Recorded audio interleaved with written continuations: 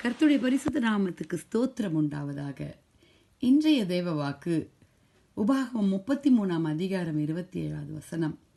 அநாதி தேவனே உனக்கு அடைக்கலம், அவருடைய நித்திய பிழங்கள் உனக்கு ஆதாரம். அவர் உனக்கு முன்னின்று சத்துருக்களை துரத்தி அவர்களை அழித்து போடு என்று கட்டளையிடுவார். ஆம் தேவ பிள்ளைகளே, அநாதி தேவன், இட்டர்னல் காட் நமக்கு அடைக்கலமாக இருக்கிறார். வாலிப பிள்ளைகளே, உங்களுடைய அடைக்கலம் எங்கே இருக்கிறது? ஃப்ரெண்ட்ஸு கூடவா? சினிமா தேட்டர்லையா? இல்லை வேறு இடங்களில், ஆண்டருக்கு பிரியமில்லாத இடங்களிலா? உங்கள் உள்ளங்களை நீங்களே சோதித்து பாருங்கள். அநாதி தேவன் உனக்கு அடைக்கலம், அவருடைய நித்திய புயங்கள் உனக்கு ஆதாரம். அப்படிப்பட்ட ஆண்டவர் கோழி தன் குஞ்சுகளை காக்கிறது போல நம்மை காத்து கொண்டிருக்கிறார். தேவ பிள்ளைகளே, நமக்கு போக இடம் இல்லைன்னா ஏசப்பா மட்டும்தான் நமக்கு அடைக்கலம்.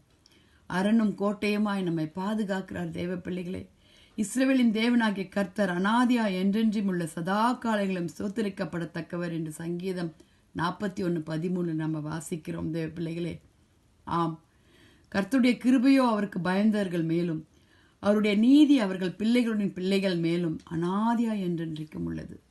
பிள்ளைகளின் பிள்ளைகள் மேலே அவருடைய அன்பு, அநாதி அன்பு, அளவற்ற அன்பு நம்மோடு கூட எப்போவுமே இருக்குது. தேவ பிள்ளைகளே, எரேமியா 31 அதிகாரம் 3வது வசனத்தில், அநாதி சிநேகத்தால் உன்னை சிநேகித்தேன், அதனால் காருண்யத்தினால் உன்னை இழுத்து கொண்டேன். அவ்வளோ அன்பு மிக்க ஆண்டவர் ஏசப்பா. அந்த அன்பை விட்டு நம்ம எங்கே ஓடி மறைய போகிறோம்? அவரிடத்துல ஓடி வாங்க வாலிப பிள்ளைகளே. அவருடைய நித்திய புயங்கள் உனக்கு ஆதாரம். எப்படி கோழி தன் குஞ்சுகளை சட்டைக்குள்ள மூடி காக்கிறது போல நம்ம ஆண்டவர் நம்மை மூடி காத்து கொண்டிருக்கிறார் ஒரு நிமிடமும். தேவ பிள்ளைகளே, வாலிப பிள்ளைகளே, உங்களுடைய அடைக்கலம் எங்கே இருக்குது? யாரை நம்பி ஓடிக்கிட்டு இருக்கிறீங்க? யாரை நம்பி எங்கே ஓடுறீங்க? அடைக்கலமாக இருக்கிற ஆண்டவரிடத்துல ஓடி வாங்க. அவர் போவாசை போல ரட்சிப்பு நம்ம அடைக்கலத்தில் உங்களை மூடிக்கொள்வார். தேவ பிள்ளைகளே, அவருடைய அடைக்கலத்தில் நாம் சுகமாக தங்கி இருப்போம். தேவ பிள்ளைகளே, நம்ம உலகத்துக்கு பின்னாய் போனோன்னா அழிவின் பாதைகளில் போயிடுவோம். நம்ம அடைக்கலம் கர்த்தர் ஒருவர் தான். தேவ பிள்ளைகளே, ஜெபிக்கலாமா? எசப்பா கிட்ட கேளுங்க. எசப்பா, அடைக்கலம் இல்லாமல் நான் தவிக்கிறேன், எங்கே போகிறதுன்னு வழி தெரியாமல் தவிக்கிறேன், எனக்கு நீங்களே அநாதி தேவனா இருந்து எனக்கு அடைக்கலம் தாங்கன்னு கேட்போமா? துதிகளின் மத்தியில் வாசமாக இருக்கிற எங்கள் பரலோக தேவனே, அப்பா, அருமையான இந்த அதிகாலை வேலைக்காய் நன்றியோடு துதிக்கிறோம். அப்பா, அநாதி தேவன், நீர் எங்களுக்கு அடைக்கலமானவர்.